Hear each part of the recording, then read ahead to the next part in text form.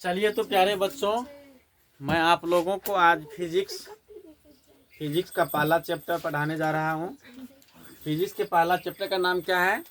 प्रकाश का परावर्तन। क्या है?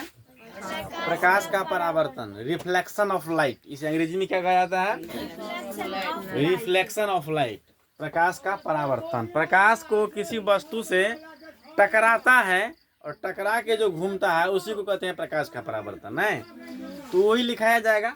सबसे पहले लिखना है प्रकाश क्या है। प्रकाश क्या है?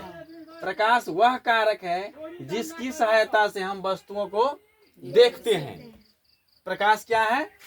प्रकाश वह कारक है जिसकी सहायता से हम वस्तुओं को देखते हैं। प्रकाश स्रोत क्या है? प्रकाश स्रोत क्या है?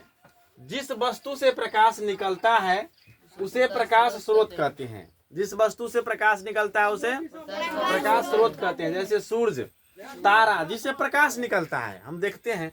सूरज हुआ, तारा हुआ, लालटेन हुआ, बल्ब हुआ। चंद्रमा नहीं होगा, चंद्रमा का अपना प्रकाश नहीं है। तीसरा प्रश्न है प्रकाश स्रोत कितने प्रकार के होते हैं?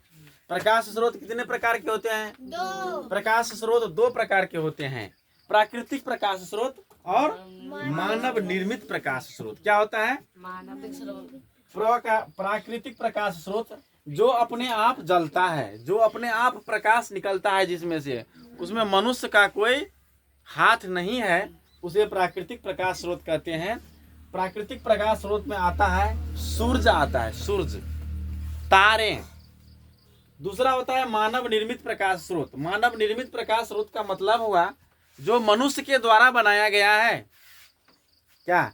जो मनुष्य के द्वारा बनाया गया है उसे मानव निर्मित प्रकाश स्रोत कहते हैं। जैसे बल्ब हुआ, मोमबत्ती हुआ, लालटेन हुआ, लैंप हुआ, डिबिया हुआ, जिससे प्रकाश निकलता है और मनुष्य ने बना दिया, उसे क्या कहते हैं? मानव निर्मित प्रकाश स्रोत। इसके बाद फिर प्रश्न आता है प्रकाश क्या है? तो प्रकाश एक प्रकार की ऊर्जा है। आजकल में देखते होंगे आप लोग, ठंडा के मौसम में लोग प्रकाश में जाते हैं, धूप में जाते हैं। क्यों? क्योंकि वहां से हमको ऊर्जा मिलती है। मिलती है कि नहीं मिलती है? हाँ। तुम लोग भी जाते हो। तो प्रकाश एक प्रकार की क्या है? ऊर्जा है। प्रदीप्त या दीप्तिमान वस्तुएं किसे कहते हैं? प्रदीप्त या दीप्तिमान वस्तुएं वे वस्तुएं जो प्रकाश उत्सर्जित करती है उसे प्रदीप्त या दीप्तिमान वस्तुएं कहते हैं। जो प्रकाश को उत्सर्जित करे, जैसे सूरज हुआ, सूरज भी प्रकाश निकालता है। बिजली का जलता हुआ बल्ब, जलती हुई मोमबत्ती आदि, ये सब क्या हुआ? प्रदीप्त वस्तुएं जो जलता है। दीप्तिमान वस्तुएं भी उसे ही कहते हैं। अप्रदीप्त वस्तुएं किसे कहते हैं? वे वस्तुएं जो स्वयं कोई प्रकाश उत्सर्जित नहीं करती है उसे अप्रदीप्त वस्तुएं कहते हैं। जैसे टेबुल, कुर्सी, जो प्रकाश उत्सर्जित नहीं करता। टेबुल प्रकाश उत्सर्जित करता है, किताब प्रकाश उत्सर्जित करता है। तो ये सब हो गया क्या? अप्रदीप्त वस्तुएं जो प्रकाश उत्सर्जित नहीं करता है। इतना समझा दिए हैं आज। 6 क्वेश्चन हुआ। अगला आप लोगों को नेक्स्ट सेशन में भी बताया जाएगा। इसको याद कर लेना है, समझ लेना है, समझ के याद करना है, याद करके लिख के देखना है जो हमको याद हुआ है कि नहीं हुआ है। तो आप लोग जो YouTube के माध्यम से देखते हैं तो चैनल को सब्सक्राइब करते हैं कि नहीं करते हैं? करते हैं। तो सब्सक्राइब करने में तो पैसा नहीं लगता है।